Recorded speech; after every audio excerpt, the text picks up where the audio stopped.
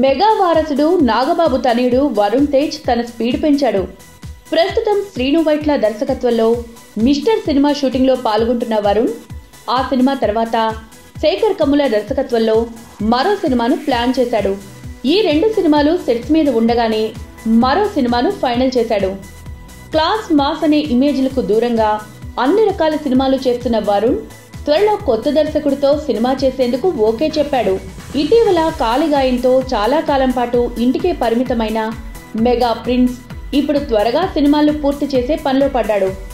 అందుకే మిస్టర్ సినిమాను వీలైనంత త్వరగా పూర్తి చేసి అదే స్పీడ్తో ఫిదా సినిమాను కూడా ప్రేక్షకుల ముందుకు తీసుకురావాలని భావిస్తున్నాడు.